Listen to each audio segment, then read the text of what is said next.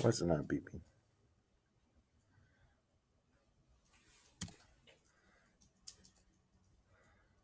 All right. Hopefully everything's recording properly. So, I don't remember exactly where we left off last time. I know we got to this slide, so I'm going to pick up here, and if I double cover a couple slides, not a big deal. So, where we left off last time, and I'll go back real quick because I've had a couple days in between a weekend and a test day. We went through the different parts of the atmosphere. So we talked about weather and climate. We talked about the components of the atmosphere, how it's mostly nitrogen and oxygen, and then you have a little bit of other elements. We talked about the different layers of the atmosphere. We started to go into that. So we started with the troposphere, which is at the bottom, and then you go up through the stratosphere, the mesosphere, and then the thermosphere. I hesitated for a second because they're all flipped there. But troposphere is at the very bottom where we live. And then you get into the stratosphere where you have the ozone layer and where airplanes fly. You get into the mesosphere that meteors burn up in. And then the thermosphere that has the northern lights. And also we kind of looked at how the temperature changes through each one of these layers. So as we would think, the higher in elevation you go, the lower the temperature drops, which is why you have snow at the top of mountains, but not at the bottom. But that only works through one layer. So as you go up in the troposphere, it gets colder. But once you get to the stratosphere, it actually starts to heat up again as you go through the stratosphere. Then you get to the mesosphere where it starts to get colder again. And then you get to the thermosphere where it starts to heat up again. And then you get to the exosphere, which is like the edge of space. We talked about the Earth's rotation and the seasons. And this is kind of where we left off with the idea that your temperature is more based on the angle of the sun and not how many hours of sunlight you get. Because we even talked about how the Arctic Circle during the summertime gets 24 hours a day of sunlight. But it's still not hot up there because the sun is tilted at an angle. They're just getting like a brushing of sunlight instead of the nice direct heat that we happen to get here in Texas during the summertime. So the angle of the sun more affects your climate and your temperature more so than the amount of hours of sunlight that you get. So they go through some of the special days. We have summer solstice, winter solstice, autumnal equinox, and spring equinox, which I believe autumnal equinox they call the vernal equinox also. I like autumnal better. It's a fun word to say. Let's see. And then they actually give you the image of what kind of day-light cycle you're looking at. So in the summer in June, here in the northern hemisphere, we get close to 15 hours of daylight, which means we're getting closer to like 9 hours of nighttime. So if you go to the opposite down here, you're getting about 9 hours of nighttime. So the reason is this is your light side, and we're going to spend most of the time in the light side. It's only a short trip to get back around to the dark. If you go up here in the Arctic Circle, they're in daylight all the time. Even on the back side here, it's still daylight. The sun's really close to the horizon, but it is still daylight time there. Down here in the southern hemisphere, you have the opposite. They only have a little bit of time in the sun, only 9 hours of sunlight, and mostly darkness for 15 hours. So long nights, which is kind of where we're at right now. We're getting closer to the December solstice, the autumnal. Well, I guess it wouldn't be equinox. It's the winter solstice, not December solstice. Winter solstice, and we're gonna have only about 9 hours. Well, we'll have somewhere in between 9 and 10.5 because we're right in the middle there, kind of. But we'll have about 9.5, 10 hours of nighttime versus 13, 14 hours of day. Oh no, sorry, other way. I'm sorry, I'm messing this all up. Yeah, no, that's right. 9.5, 10 hours of daytime versus 13, 14 hours of nighttime, depending on how you look at it. So yeah, we've got a shorter amount in the sun as we do in the nighttime, which is why it gets dark early. It's like get dark like 5:30 now, so it does. Like I said, it does get more difficult to kind of see those changes throughout the year because we still use daylight savings time. So right when the times are really about to start changing, we change the clocks to kind of compensate for that. So maybe one day we'll get away from that and we'll just have regular standard time all year round. And then down here they have the equinox days, whether it's in the spring or the fall. But you can see that the poles, the rotational poles of the Earth are kind of aligned with that day night cycle from the sun. And everybody on Earth gets 12 hours a day and 12 hours a night. Doesn't matter where you're at. And so those equinoxes are kind of the same time for everybody, where your solstices, it depends on if you're in the southern hemisphere or the northern hemisphere. You'll get different kind of solstices for different amounts. So now we're going to talk about heat and how heat is moved, how heat moves throughout the atmosphere, and what kind of processes we're looking at here. So they're going to start off by saying heat is synonymous with thermal energy. It is always transferred from warmer to cooler objects. And this is kind of the idea of, what's it called? It's almost like osmosis in biology, where if you have a gradient of something, it's going to try to even itself out unless you have some sort of barrier that prevents that. But liquids are going to mix, airs are going to mix, and if you have something cool, it's going to try to mix its way into the warm things and kind of spread everything out. So heat is always transferred from warmer to cooler areas. It's not hard to make something warmer. It is hard to make it cooler. The mechanisms of heat transfer, we have several. We have conduction, we have convection, and we have radiation. So just remember from chemistry, I know we went over this, conduction, you've got to be touching. In order for conduction to happen, there has to be some sort of physical activity. Your molecules have to connect and transfer that heat energy.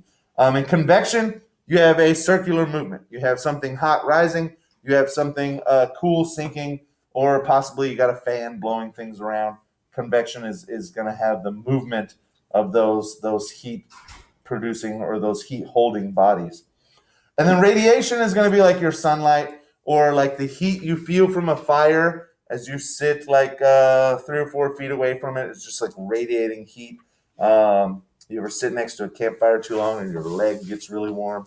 That's radiation. So that's electromagnetic radiation traveling, hitting you and kind of transferring its energy to you.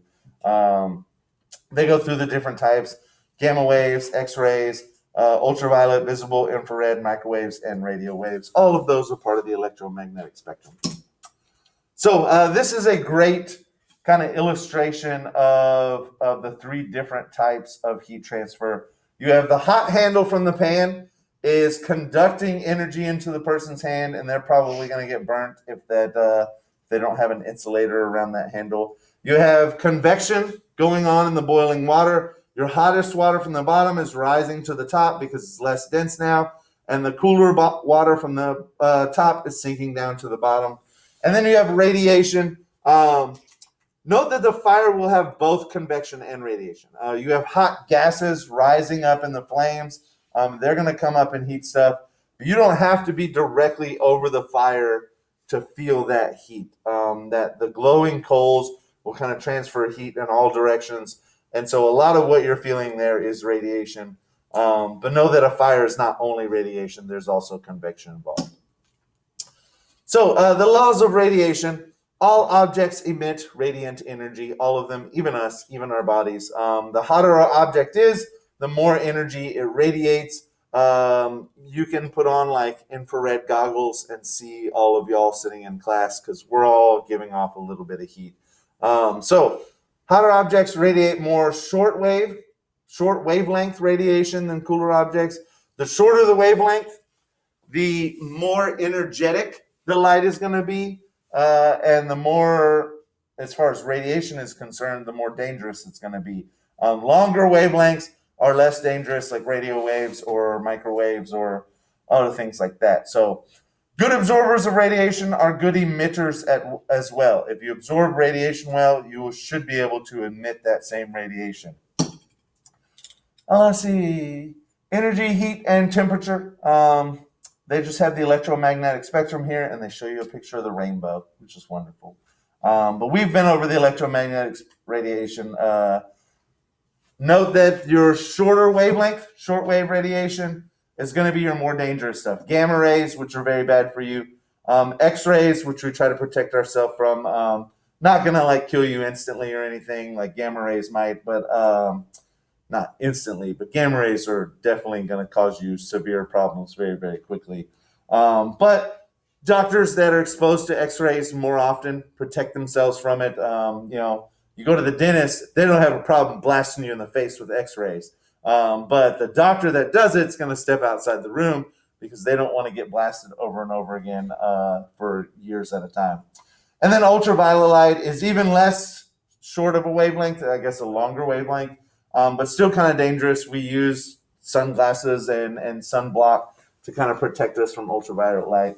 Where the other end, infrared, microwaves, TV, radio, long radio waves. These are all waves that we don't really care about. When we're microwaving our Hot Pocket, we don't stand 6 feet distance. For the last couple seconds, we've got our hand on the handle ready for it to beep. And let's just take a side note. Let the microwave finish. Let the microwave. If you don't let the microwave finish, hit the cancel button. This is going to be a problem as adults. You work at a business with other people. You're going to have lunch, and there's like 70% of the population is like, forget those last 5 to 35 seconds that my lunch is heating up. I'm just taking it out now, and I'm leaving that 5 to 35 seconds on the microwave. The next person can clear it out, and it's just a pain. Like, it's a minor inconvenience, but every time you go to a public microwave, there's 5 to 35 seconds left on there. If you don't want to wait that 5 to 35 seconds, don't put it in. Put it in like less time, and just wait till it beeps or clear it out when you open it up. What? Who's here? Yes, no kids. Sorry. No, you're good. I was having my microwave ran. But yes, it always happens. Just let it finish. Let it beep. It'll be okay. Okay.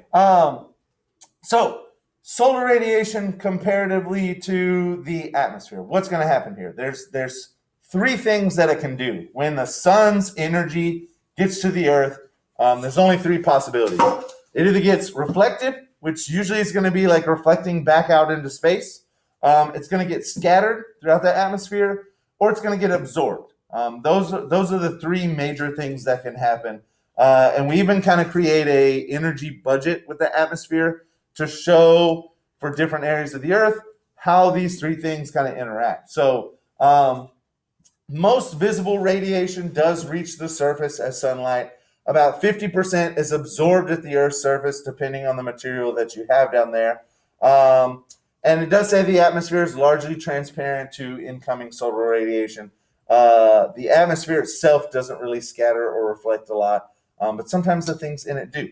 So let's look at what we have here. We have the sun. The sun is the source of all of our heat and all of our energy. So when that energy leaves the sun, we're calling it 100%.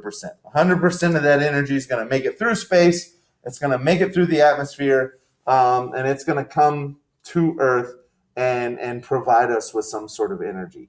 So we're going to start off taking 5% right off the top. The atmosphere is somewhat reflective. About 95% is going to get through to the things in the atmosphere, but not all of it. So 5% is going to get backscattered back out into space and be lost to us. So we don't get any of that. Another 20% is going to be reflected from clouds. Now, has everybody flown before? You ever look out the window once you get above the clouds? They're very bright. Yeah, very bright once you get above the clouds. And so that kind of makes sense in your brain that 20% of the light is going to be reflected back up into space from the clouds and never really get down. So let's see, what else? Hold on. Okay, So they got this kind of separated right here. So 20% is reflected back from the clouds out into space. And then another 20% is going to be absorbed by the atmosphere and by the clouds. It's going to end up heating up the atmosphere. So absorption is going to cause your energy to turn into heat energy. So that heats up the atmosphere and causes warm wind packages, warm air packages. We have another 5% coming down here, the single ray down here. It's going to get reflected from land, sea surfaces. So if you think about, again, if you've ever been boating, usually want to take your sunglasses to the lake when you go boating, because the water is very reflective. Not as reflective as like the top of clouds, but that light does bounce back, and you can even sunburn the bottom of your face if you're out at the lake too long.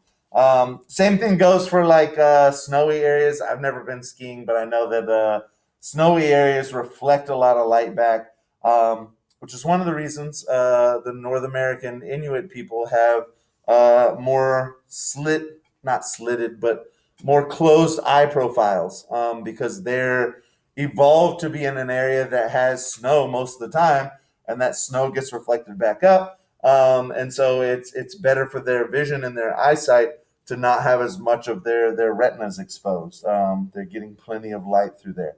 So 5% reflected from land, sea surfaces, and it's going to go back up into space, although possibly it could hit the clouds and be absorbed by the clouds. But so that's a total of 5% reflected immediately from the atmosphere back into space, 20% reflected from the clouds, and another 5% reflected from the land, sea surfaces. And so roughly 30% of all the heat energy we get from the sun is just lost by bouncing back into space.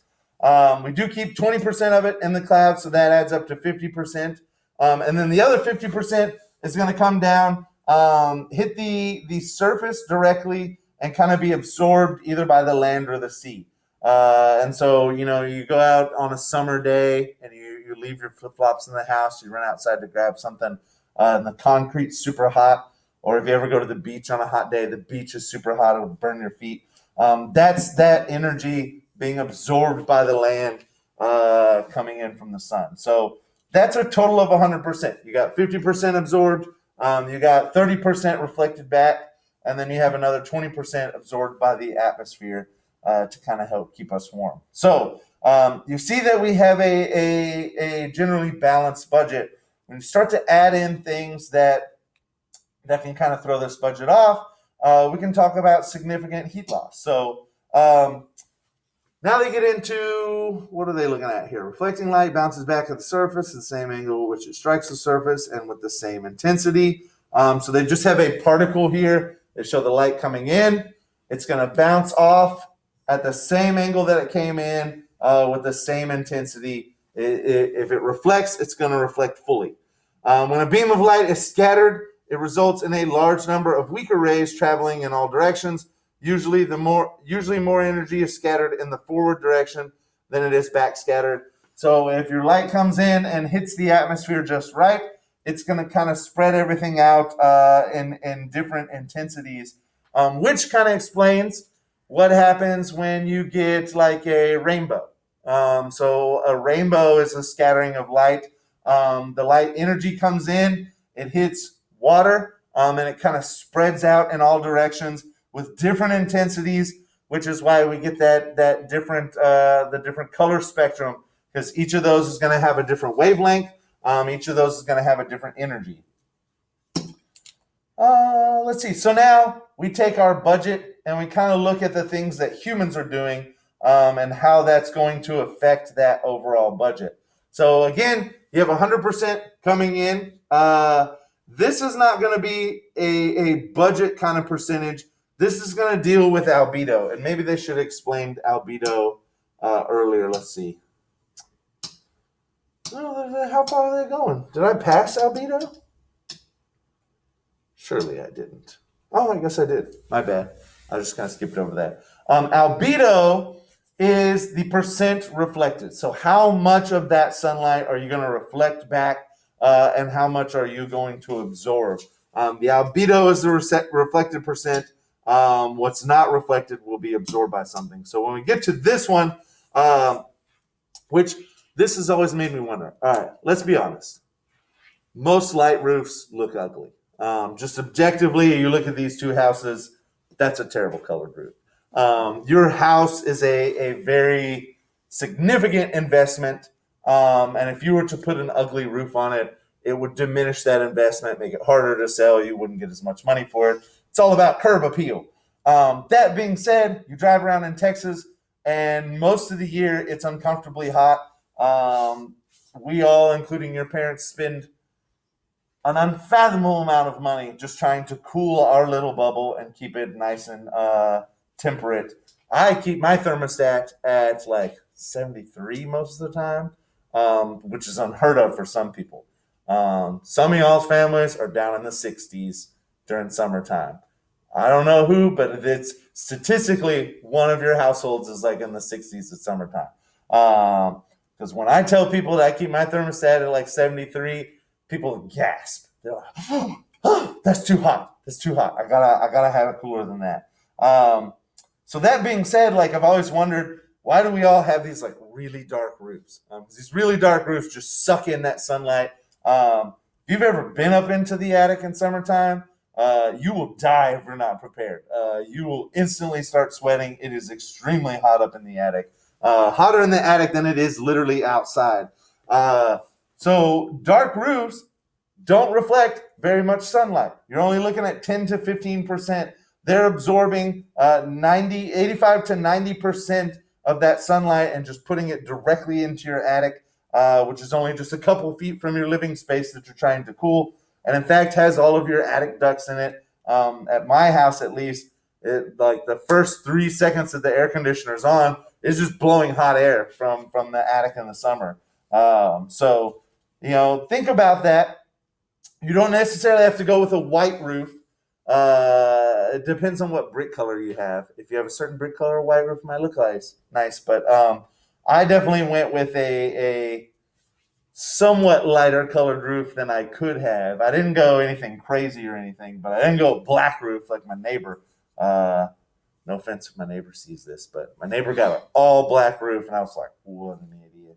And so, yeah, it's all about curb appeal, whatever you think works for you. But your summer energy bill is going to be pretty high. If you go over to the light colored roof, you got 30 to 50% reflection. And in fact, just on the last roof note, if you get like light colored shingles or white shingles, you can even get like a tax rebate, like you do with energy efficient appliances. If you buy like an Energy Star air conditioner or refrigerator, they give you a tax rebate. You can get the same thing with like a light colored roof if that happens to fit your house aesthetic. But anyways, let's see. Grass does not reflect very much light, as you might think. It's going to be good at absorbing it. It needs the light to kind of reproduce and do its biological functions. A wet plowed field is not going to reflect very much light. Nice dark surface. Forests obviously are like designed specifically to capture light and hold it all in. Snow is going to reflect a lot of light, 50 to 90%, depending on the snow and the angle the sun's coming in at. And so snow and ice-covered areas are going to reflect a lot. Water varies depending on the sun angle, but water can reflect up to 80% of that sunlight back at you. And so that's why you got to wear your UV protective sunglasses and make sure you put your sunscreen on the bottom of your chin and the bottom of your arms because it'll get you. And then a sandy beach is also going to reflect quite a bit of sunlight. It's just a lighter material, almost like the roof over here. Similar color, similar reflection albedo. So thin clouds will reflect some. Thick clouds will reflect more. But you got to kind of think about all these things. Also notice asphalt not reflecting very much. So you ever walk out on a dark road without your shoes, which you shouldn't, because it's a road. It probably has things on it that you don't want to step on, and your feet are going to be filthy. But it's going to be nice and hot because it's absorbing almost all that sunlight.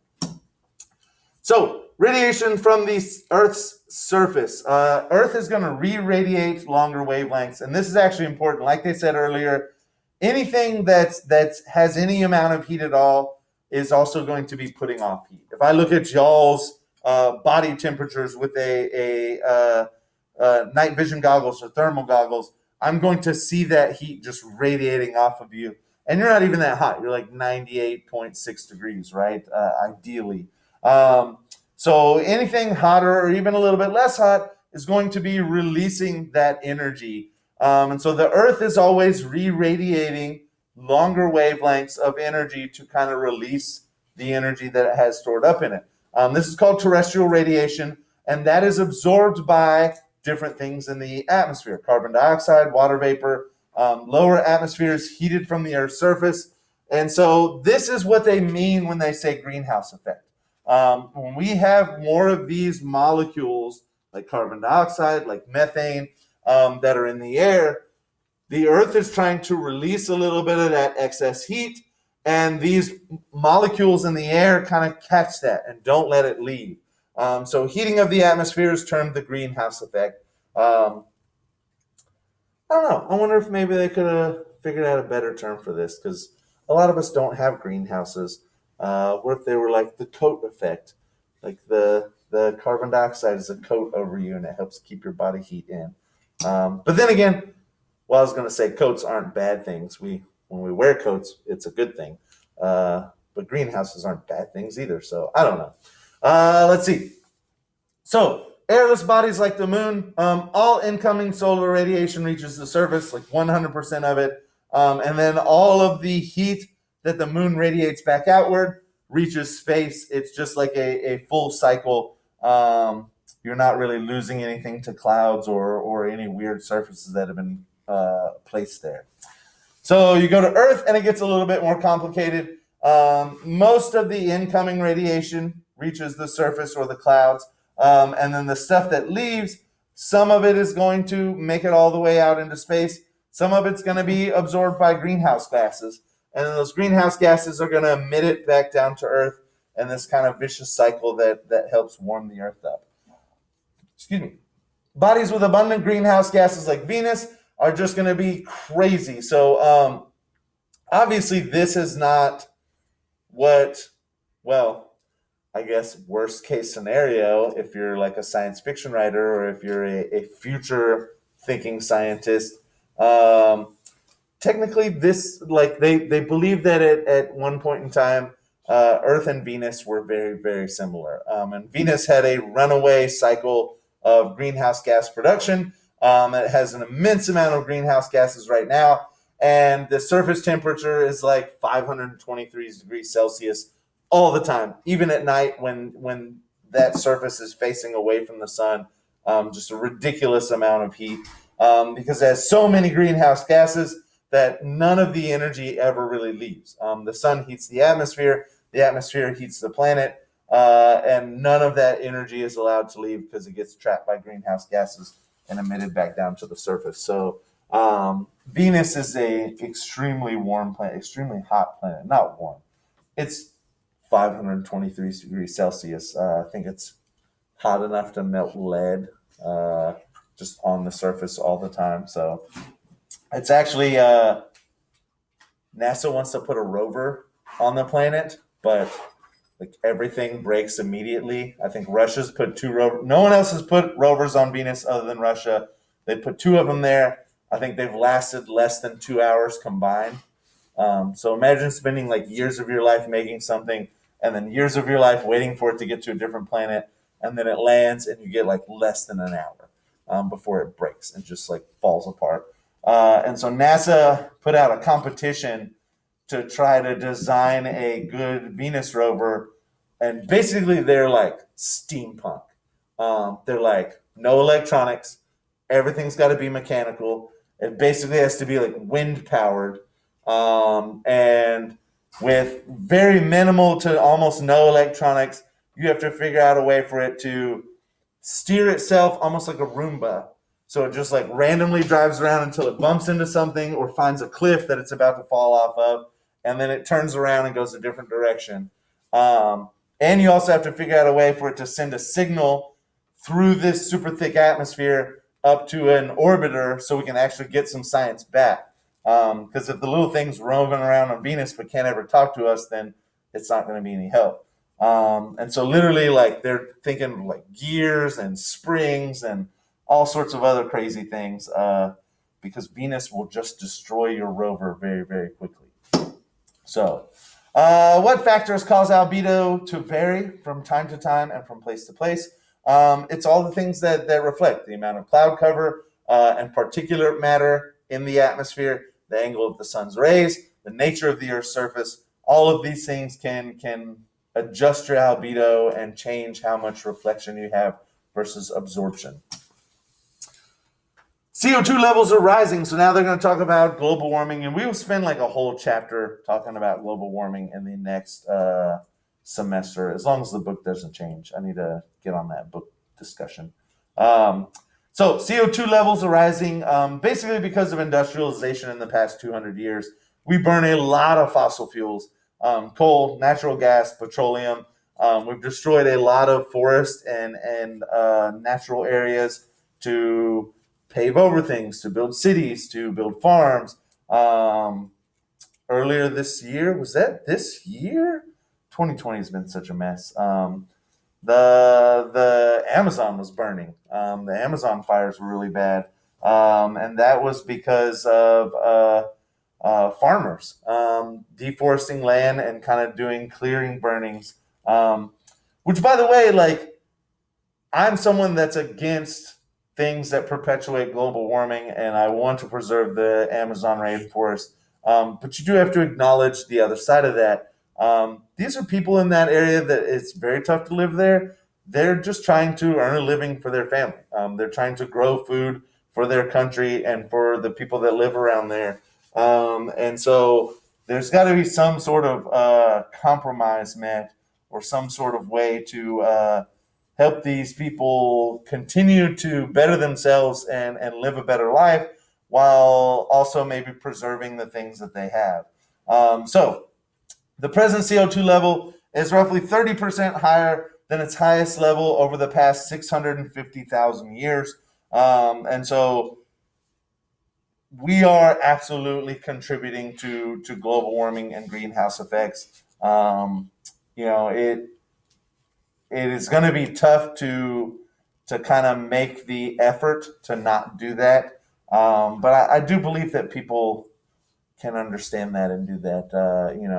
When famously, Texas has always had a great "Don't mess with Texas" kind of thing, and that in a small way, like downscale, I feel like the "Don't mess with Texas" campaign is similar to global warming. It's like, hey, don't throw your trash on the side of the road. If you do, like, obviously there's a ticket involved. Have you ever met anybody who's got a ticket for littering or throwing something out their window? No. And so it kind of, they try to appeal to your decency as a human being. Because let's be honest, like, you want to throw your Whataburger bag out your window onto the side of the road. It's not going to affect you in any way whatsoever. Like, there's zero consequences, there's zero repercussions, and it's never going to really catch back up to you.